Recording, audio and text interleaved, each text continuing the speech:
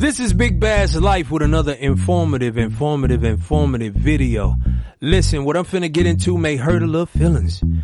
If you're baby mama Mexican, you might want to click off. If you got Mexican partners and Mexican homies and Mexican familia, you might want to click off. Because no matter what, the truth is always gonna step on some toes. There's a saying that hit dogs holler. And that's what happened. So let's get into it. Drug cartels are coming in. What's happening right now is Prop 64, it legalized cannabis statewide, essentially opened the floodgates to these drug cartels that we're seeing with marijuana. And so when I made my way down there, I couldn't believe what we were seeing: illegal marijuana operations all over the desert. LA County, the sheriffs have identified over 500 illegal marijuana operations. The county next door, San Bernardino, has over 1,000 illegal marijuana grows. So you could only imagine all the water that they're using, the environmental damage that they're doing, and the worst part of this is the violence now. They shoot at the American citizens, they shoot at the police. The big issue with this is when people here in California, when they think illegal marijuana, they shrug their shoulders. And there's kind of a misconception that they think it's like just kind of hippie dudes in the middle of nowhere growing their plants, listening to Bob Marley. These are high-level, sophisticated criminal organizations. One of these illegal marijuana operations that we discovered in San Bernardino County was up to 10 acres long. We're talking about $2 to $3 million operations. So you would have thought Jeff Bezos or Amazon was operating this grow. And thank you for joining us. Chilling images tonight appear to show 4 Americans kidnapped at gunpoint moments after crossing from Texas into Mexico on Friday. So why the Mexicans don't get blacks ahead of fade in the pen? Now, the simple answer is fear. Some Hispanics got whooped by some blacks because they weren't trying to let no blacks in the room with them or something. And it was in a unit next door to us. And they wind up having a light flight, like about 4 or 5 Mexicans up out of there. Like once they say, come to Rick. Alright, cool. But I knew he had been acting strange, nigga, but I knew wasn't nothing wrong. I ain't shot at him wrong. No, that's my nigga. Fuck what they say. With the commentary, he told me, yeah, man, the Mexicans told me I can't, cause you black, man, I can't break bread, they don't supposed to spread without their kind. You don't spread with no nigga. I ask them, would you sign the Southside? I don't give a fuck if you want to sign one. We don't want to sign to no blacks. Southsiders do want, I don't want to speak on that, but we don't want to sign to no blacks. Now we're going to talk about Mexicans in terms of as a group. Now when I say a group, I mean the majority of the race, how they see you, how they react to you, and wherever you go in terms of the city, the town where they live. You can be in Dominican Republic. They say, me no black, me Dominican. And that's a distinction. You can even go to Haiti. Even some of them don't identify as a black. They understand that they are black melanated people. But we're going to go a little deep because a lot of them identify as Latino. You got people like Fat Joe talking about, the La Raza. See, they don't tell you the real deal about how they feel about their black abuela, their black grandma. They don't tell you how they really feel. But see, you can tell, or you'll get the real truth when you have to lay side by side with people who are in the same position as you. When you're incarcerated, you get the real deal. When you're incarcerated with white people, you will get the real deal. When you're incarcerated with Mexicans, you will see a side of them that you won't see out here in this world, because you can fake it till you make it out here. In there is all about survival. Who has the power? And all too often, I didn't create it. Don't be mad at the messenger. Be mad at the one who created the environment. And they created this. We ain't had nothing to do with it. We're so nice, we share our rap culture. We share our music. We share everything with them. You go in Mexico, there's statues of us everywhere. You need to know what Matamoros, where the 4 black people were 2 of them was killed. They was trying to kidnap. They tried to kidnap him. You need to know what that town, what that name stands for. Matter of fact, I'll let Tariq Nasheed explain it. The city that this happened in, where the cartel killed these brothers and sisters and kidnapped the other ones, it's called Matamoros. Do you know what Matamoros means? Ladies and gentlemen, do you know what Matamoros means? Matamoros means Moor killer or black killer. or Moor slayer, or the killer of Moors, or killer of blacks. Matamoros, that's the name of the city. That means Moor killer. Moor is black. Moor and black were interchangeable terms. Killer of blacks. Oh yeah, did y'all know that? Let's get into some etymology here. Matamoros, Spanish term meaning killer of Moors. All right? And that was given, yes, Moor killer. And it was named after St. James Matamoros. This was a mythological figure in the 9th century in Spain who was known for killing black people. He was killing Moors. St. James Matamoros. This is why history is very important. This is why you better know some damn history. Let's get deep for a minute. This is right here. James Matamoros was giving to the James, helping the Christians conquer the Muslim Moors. All right? Now, this is James Matamoros killing a black person. This is the saint right here. This is him killing a Moor, a black person. All right? And there's other dead Moors, dead black people in the background. You understand? So he was known for killing a bunch of black people. James Matamoros. All right? So this city is named for killing black people. Now, in the penitentiary, it's a whole different set of rules. You know, I remember I was talking to a homie of mine. I'm not going to even say his name or mention his name, but he know who he is. I told him that I was in the jail cell, right? And I got a new cellie. My cellie came in, Mexican. Took off his shirt, he tatted up. I see he Mexican mafia, right? He belonged to a gang. So automatically in my mind, I'm like, okay, what kind of Mexican mafia is he? Is he really, really down? Because a lot of times they frontin' and well, let's just get to the meat of it. Anyway, we ended up having a squabble in that cell. And I tore his ass up in that cell. One of us had to leave. But see, they have a law. The Mexicans do. You can't sell with a black dude. If you get in a cell with a black dude, you better fight your way out of there. Whether you're cool, he didn't find out whether I was cool, whether I was, I was a good guy, bad guy. He didn't find out any of that. He just automatically went to the physicality, and I had to dust his ass off. But I'm telling you, this is how it is. I didn't create the rules. The rules were there when I got there, so I got to deal with it.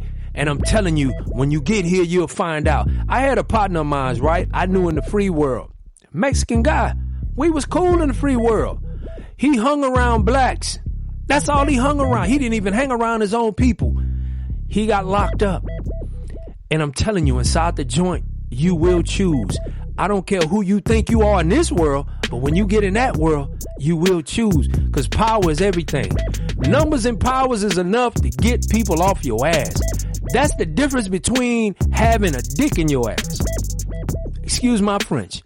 That's the difference of having somebody penetrating you. Numbers.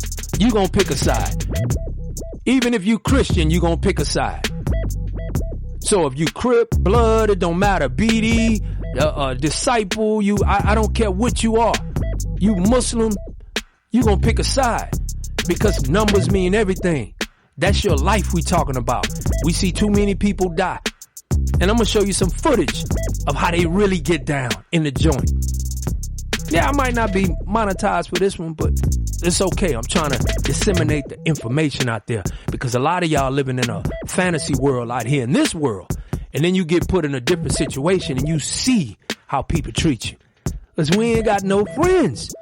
I don't know why you think we got friends. I'm not talking about your individual group of little Mexicans you hang around, your baby mama, or the ones you got a fetish for because you like to chase out the senoritas. I don't care how many years you stood in Colombia. I don't care how long you stood in any kind of Hispanic custom or culture. The group Do not accept it. A racial dispute among rival gangs erupts into a full-blown riot involving more than 2,000 inmates. Any object not nailed down instantly becomes a weapon. The violence is the result of an ongoing power struggle between African American and Hispanic inmates over control of the prison. They were limited in their weapons, but in spite of that, there were some severe injuries. Several puncture wounds caused with pencils, socks filled with soap, anything they could find to throw. As word of the initial conflict spreads, so does the riot. A half hour later, in a different part of the prison, another brawl breaks out. Surveillance cameras capture the action. As soon as we'd leave the dorm to go to another one, the thing would erupt again. They do. It's us that act a certain way, like it's brand. Mexicans don't like nigga. They don't like us. They never liked us as a group. I ain't talking about one or two dudes. Yeah, Fat Joe, he talk that shit, but he raps. He's enjoining and participating in a black culture. So, of course, he's not going to say nothing disparaging. But you go to his family cookouts, you ain't going to see a bunch of Negroes at his family cookouts. Politics. It is what it is. I'm not mad at him. It's just the way the question was asked between him and the homie that was talking. It was kind of like the way they asked the question and the way they got at each other. You know, obviously he's going to answer a certain way. Yeah. If it was me on the phone with Wack, I'm not going to ask him, would you sign the Southside? I don't give a fuck if you want to sign one. We don't want to sign to no blacks. Right. Southsiders do want, I don't even want to speak on that, but we don't want to sign to no blacks. You know what I'm saying?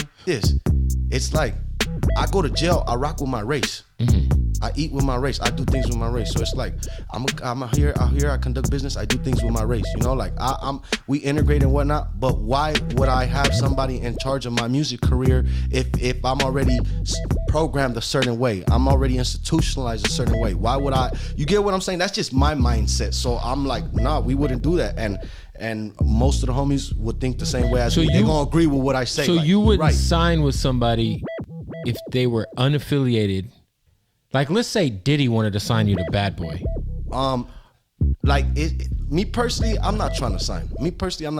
I'll get somebody else signed and we do some business. Let's say Kodak Black wanted to make you Sniper Gang. We're gonna get a little Suede on there. You know what I'm saying? I'm rocking with them. It's all up. I'm not gonna sign, but so we're gonna get a little Suede. So are you saying that you wouldn't sign strictly because of their race? Because I'm not gonna have it, and it's like this. We're gonna negotiate the terms. We're gonna make sure that it's like we have. It's like 50-50 control type shit. We're not gonna give somebody else, let alone another race, full control. This is the Mexico you probably know. It's the #1 sun destination for Canadian travelers. This is the Mexico you don't want to know. Michoacan State in the western part of the country. It is the cartel heartland,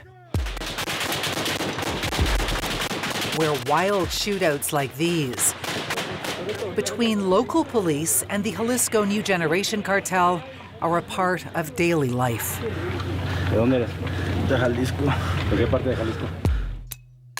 They don't just want control of the drug trade. There's another lucrative crop that the narcos are sinking their teeth into, and it's one that's legal: avocados. There's nowhere on earth that produces more of the little green fruit. Almost every avocado in Canadian grocery stores comes from here. It's a $3 billion a year industry that feeds North America's appetite for the healthy superfood. Narcos and cartels are trying, obviously, to get the most profit of it. Everything that produces money, they're going to be interested in. They're going to scare those people. They're going to take the lands, their houses, everything they own. You see how they treat each other in Mexico. The cartels are killing up each other. So what you think they give a damn about some Negro? Especially some black. What do you think they care? They don't care. Matter of fact, they would rather get you out the way because in actuality, They fear you. One-on-one, they can't do anything with you. I haven't seen, in my time that I did, I haven't seen many one-on-one fights where a Mexican just overtake a brother. If it's evenly matched, overtake a brother fighting. I just haven't seen it. I'm not saying it don't exist, because we know the boxing world, they have great boxers. But how many? How many do you see? That may be the few. But in the joint, oh my God. Your training, your sparring partner is what makes you the person, the fighter you are. So if you used to fight nothing but brothers, your fighting game gonna be kind of stiff. If you fighting nothing but Mexicans who really ain't brawlers and fighters like that, they gotta be trained to be like that. What do you think you're gonna get out of that? You ain't gonna get a bunch of from the hip throwing knuckle fighters. But I'm telling you that we are not loved. We're not loved by them. That's why these 4 African American, the sister and the 3 brothers, it was really 5, went down to Mexico. And for the idiots who come up talking about, oh, they went down there to cop some dope. Nowhere you go to do any kind of thing illegal, and trust me, I know. There's no way I'm going anywhere legal without protection and without fortifying where I'm going. So I need to know the terrain. I need to know that I got allies there. There's no way I'm going into a country to retrieve drugs or move drugs. Even the biggest of the biggest, your Rick Rosses don't do no bullshit like that. So what are y'all talking about? These are people on the internet don't know what these are haters of themselves. These are black folks who hate themselves. These are black people who have no sense of worth. So they deflect. Oh yeah, that's what they were doing. They were down there dealing dope. Yeah, I know. You would think the worst because you think the worst of yourself. Because these are the type of Negroes we dealing with. This type of mindset. So I'm telling you that the apology letter and all that's bullshit. That's covering tracks. How can you apologize? I'm gonna apologize to some people. They're dead. They're dead. They can't come back. Now I don't agree with, I don't agree with certain tactics or certain situations because, number one, you should never, Sun Tzu's, The Art of War, you never tell your enemies what your next move is going to be. You'll never tell your enemies what your next move is going to be. So we have a habit of opening our arms and opening our mouths and telling everything about what our next move going to be. Unfortunately, I'm not that type of Negro. So I'm just here to commentate. I'm not here to facilitate any kind of move.